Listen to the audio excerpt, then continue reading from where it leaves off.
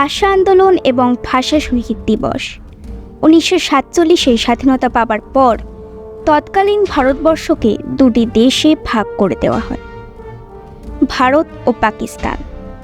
পাকিস্তান দেশটাকে গড়া হয় ভারতবর্ষের পূর্ব ও পশ্চিম দিকের অংশ নিয়ে, যাদের মধ্যে ভৌগোলিক কিংবা ভাষা সংস্কৃতিগত কোনো যোগাযোগ ছিল না। এই দেশের মূল শাসনের ভার পড়ে পশ্চিম পাকিস্তানের ওপর। ফলস্বরূপ পূর্ব পাকিস্তানও বাংলার বদলে উর্দুকে রাষ্ট্রীয় ভাষা হিসেবে চালানোর চেষ্টা চলে। মাতৃভাষার প্রতি ভালোবাসা ও দায়বদ্ধতার উত্তাল হয়ে ওঠে পূর্ববঙ্গ তথা পূর্ব পাকিস্তান।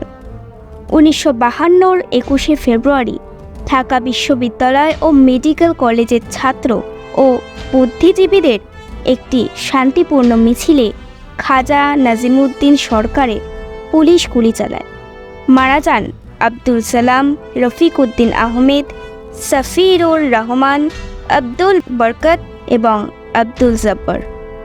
এরা প্রথমেই ভাষা শহীদ।